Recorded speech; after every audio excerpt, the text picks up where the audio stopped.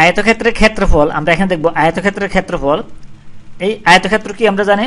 আয়তক্ষেত্র হচ্ছে যেই চতুর্ভুজের বিপরীত বাহুগুলি পরস্পর সমান এবং সমান্তরাল এবং প্রত্যেকটি কোণ সমকোণ, তাহলে ওই ক্ষেত্রটাকে কি বলে আয়তক্ষেত্র। আমরা যদি একটি আয়তক্ষেত্র অঙ্কন করি যেই চতুর্ভুজের বিপরীত বাহুগুলি পরস্পর সমান, তাহলে ওই এবং প্রত্যেকটি কোণ সমকোণ, ওই চতুর্ভুজটি হবে একটি আয়তক্ষেত্র। তাহলে এই চিত্রে আমরা একটি আয়তক্ষেত্র অঙ্কন করি, এর প্রত্যেকটি কোণ হচ্ছে কি সমকোণ অর্থাৎ 90 ডিগ্রি। তাহলে এই আমরা যদি নামকরণ করি এটা এই চিত্রটা, তাহলে এই চিত্রটার নাম যদি করে এই এ বি সি ডি একটি আয়তক্ষেত্র, তাহলে এর ক্ষেত্রফল কি হবে, আমরা এই আয়তক্ষেত্রের ক্ষেত্রফল সমান জানি দৈর্ঘ্য গুণ প্রস্থ, অর্থাৎ দৈর্ঘ্য যত থাকে এবং এটা প্রস্থ দিয়ে গুণ করলে এই আয়তক্ষেত্রের ক্ষেত্রফল পাওয়া যায়। আমরা যদি দৈর্ঘ্য এ হয়, এখানে যদি এ যে কোনো একক, যে কোনো রাশি, এর মান যে কোনো সংখ্যা হতে পারে, এবং প্রস্থ যদি হয় বি, এইটা হয় বি, তাহলে এই এর ক্ষেত্রফল হবে এ গুণ বি। তাহলে আয়তক্ষেত্রে দুটি কর্ণ থাকে, বিপরীত শীর্ষ সংযোগ রেখাই হবে কি এক কর্ণ, তাহলে এই এসি একটি কর্ণ হবে, বিডি একটি কর্ণ হবে। তাহলে আমরা যদি এই এসি কর্ণটা অঙ্কন করি, এই এসি একটি কর্ণ, এই কর্ণ এই আয়তক্ষেত্রকে দুটি সমান ভাগে বিভক্ত করে, অর্থাৎ প্রত্যেকটি কর্ণ আয়তক্ষেত্রকে দুটি সমান ভাগে বিভক্ত করে। তাহলে এই একটি ভাগ, এই আরেকটি ভাগ, এই A B C equals to হবে এডিসি। তাহলে দুটি সমান ত্রিভুজে বিভক্ত করে আমরা বলতে পারি, তাহলে এই এ বি সি একটি ত্রিভুজ, এর ক্ষেত্র সমান হবে এই এডিসি ত্রিভুজ এর ক্ষেত্র, এবং কর্ণ সমান যদি ডি ধরি, এটা সমান যদি হয় ডি দূরত্ব, তাহলে এর ক্ষেত্রফল যদি আমরা লিখি আয়তক্ষেত্র, এই আয়তক্ষেত্র এ বি সি ডি আয়তক্ষেত্র এর ক্ষেত্রফল সমান আমরা লিখতে পারি, ক্ষেত্রফল সমান হবে 2 ইন্টু, আমরা এই যদি দুটি ত্রিভুজ ধরে হিসাব করি, এই এ বি সি একটি ত্রিভুজ এবং এডিসি একটি ত্রিভুজ, তাহলে এই দুটি ত্রিভুজ সমান, তাহলে এই যে কোনো একটি ত্রিভুজকে 2 দিয়ে গুণ করলে এই পুরা ত্রিভুজের এই পুরা আয়তক্ষেত্রের ক্ষেত্রফল পাওয়া যাবে। তাহলে আমরা যদি 2 ইন্টু ত্রিভুজ, আমরা যদি ত্রিভুজ এই এ বি সি ত্রিভুজ ক্ষেত্র এর ক্ষেত্রফল দিয়ে গুণ করি, তাহলে এই আয়তক্ষেত্রের ক্ষেত্রফল পাওয়া যাবে 2 ইন্টু ত্রিভুজ ক্ষেত্র এই এ বি সি, এটা এর ক্ষেত্রফল আমরা পাই, বা এটা সমান আমরা যদি লিখি 2 ইন্টু এই ত্রিভুজ ক্ষেত্র এ বি সি এর ক্ষেত্রফল, আমরা জানি ত্রিভুজের ক্ষেত্রফল সমান হচ্ছে কি হাফ ইন্টু ভূমির উপর উচ্চতা। তাহলে উচ্চতা হচ্ছে এখানে এই লম্ব, যেটা এই ত্রিভুজের এই ভূমির উপর লম্ব, তাহলে এই বিসি হচ্ছে লম্ব এবং এই এ বি হচ্ছে ভূমি। তাহলে আমরা লিখতে পারি এই হাফ ইন্টু হবে ভূমি হচ্ছে এ বি ইন্টু উচ্চতা হচ্ছে কি বিসি, আমরা বিসি লিখি বিসি এটা, বা এটা সমান আমরা পাই হাফ ইন্টু এই 2 ইন্টু হাফ, আমরা হাফের জায়গায় হাফ রাখি, এই এ বি ইকুয়ালস টু আমরা ধরেছি এ, এই এ ইন্টু হবে বিসি ইকুয়ালস টু বি, এটা এত বর্গ একক, যেই একক থাকে এই এ সমান যে কোনো সেন্টিমিটার, মিটার, বা বি ইকুয়ালস টু যে কোনো যেটা থাকবে দুটো একই একক থাকবে, তাহলে এটা বর্গ একক হবে, যেই একক থাকে ওইটা, বা এটা সমান আমরা পাই এই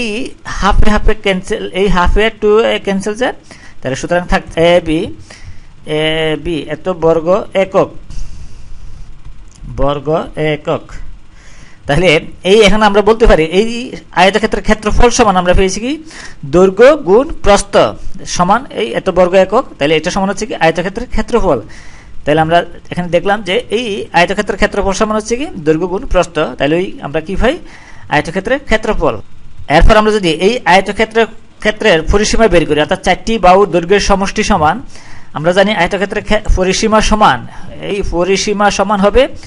2 ইন্টু দৈর্ঘ্য যোগ প্রস্থ, তাহলে ওইটা হবে কি আয়তক্ষেত্রের পরিসীমা, অর্থাৎ 4 বাহুর দৈর্ঘ্যের সমষ্টি। তাহলে আমরা যদি লিখি আয়তক্ষেত্রের পরিসীমা সমান, এই আয়তক্ষেত্রটির পরিসীমা সমান, আয়তক্ষেত্রটির এই পরিসীমা যদি আমরা এস ধরি, যে কোনো একটা রাশি, এই এস ইকুয়ালস টু আমরা লিখতে পারি এই এ প্লাস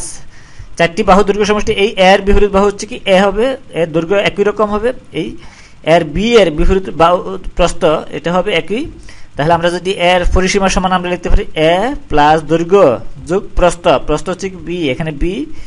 আবার এই দৈর্ঘ্য হচ্ছে এ প্লাস এই বি, এই এডি এত একক হবে, যে রাশিটা থাকে ওটা একক হবে। এটা ইকুয়ালটা এই পরিসীমা ইকুয়ালটা আমরা পাই। এখানে যদি আমরা 2 কমন নেই তাহলে এখানে আসে এই 2 ইনটু হবে এই এ প্লাস বি, এই দুটি এ এবং দুটি বি। তাহলে এই 2a আমরা যদি এখানে বি আমরা যদি লিখি বি, তাহলে এটা সমান আমরা বলতে পারি এই 2 ইনটু হবে এই দৈর্ঘ্য যোগ প্রস্থ, এটা হচ্ছে কি প্রস্থ। তাহলে এটা হচ্ছে কি এই আয়তক্ষেত্রটির পরিসীমা, আর ক্ষেত্রফল হচ্ছে, তাহলে এটাও আমরা এইভাবে লিখতে পারি দৈর্ঘ্য গুণ প্রস্থ, এত বর্গ একক, বা এটা সমান আমরা যদি লিখি তাহলে এখানে আসে এই দৈর্ঘ্য গুণ প্রস্থ, এই এটা হচ্ছে কি প্রস্থ। তাহলে এই এত বর্গ একক। তাহলে আয়তক্ষেত্রের পরিসীমা সমান আমরা জানি 2 ইনটু দৈর্ঘ্য যোগ প্রস্থ, দৈর্ঘ্য এবং প্রস্থকে যোগ করে এই 2 দিয়ে গুণ করলে কি হবে, এই আয়তক্ষেত্রটির পরিসীমা পাওয়া যাবে। আবার আয়তক্ষেত্রে এই কর্ণ সমান আমরা যদি কর্ণ ডি ইকুয়ালস টু বের করে, তাহলে এটা হবে আয়তক্ষেত্রের এই দুই বাহুর বর্গের সমষ্টিকে বর্গমূল করলে এই কর্ণ সমান পাওয়া যাবে। তাহলে আমরা যদি লিখি এই আয়তক্ষেত্রটির কর্ণ সমান কর্ণ হচ্ছে কি এই এসি ইকুয়ালস টু আসবে, বা এসি স্কোয়ার ইকুয়ালস টু আমরা যদি লিখি এখানে, তাহলে এই কোণটা হচ্ছে কি সমকোণ বি কোণ। তাহলে এই এবিসি একটি সমকোণী ত্রিভুজ, এই এসি হচ্ছে অতিভুজ। তাহলে পিথাগোরাস উপপাদ্য অনুসারে আমরা লিখতে পারি এসি স্কোয়ার ইকুয়ালস টু হচ্ছে অপর দুই বাহুর বর্গের সমষ্টি। তাহলে আমরা লিখতে পারি এই AB square plus BC square, AC equals আমরা ধরেছি ডি, তাহলে ডি স্কোয়ার আমরা লিখতে পারি ইকুয়ালস টু হবে এখানে এই AB equals to A square plus BC equals to হচ্ছে কি বি স্কোয়ার, এটা বা এটা আমরা যদি মুছি তাহলে ডি ইকুয়ালস টু আসে। সুতরাং আমরা বলতে পারি ডি ইকুয়ালস টু হবে এখানে, সুতরাং এই কর্ণ ডি এর সমান ডি হবে এই ডি ইকুয়ালস টু আমরা যদি উভয় দিকে বর্গমূল করি তাহলে আসে এখানে এইটা সমান হচ্ছে এই রুট ওভার এই এ স্কোয়ার, তো দৈর্ঘ্যের বর্গ যোগ প্রস্থ হচ্ছে কি বি এত একক হবে, যে একক থাকে ওইটা। তাহলে আমরা আয়তক্ষেত্রের এই কিভাবে দৈর্ঘ্য গুণ প্রস্থ সমান এর ক্ষেত্রফল কিভাবে হলো আমরা দেখলাম, এবং পরিসীমা কিভাবে আসলো 2 ইনটু দৈর্ঘ্য যোগ প্রস্থ এটা, এবং কর্ণ এই ডি ইকুয়ালস টু এই রুট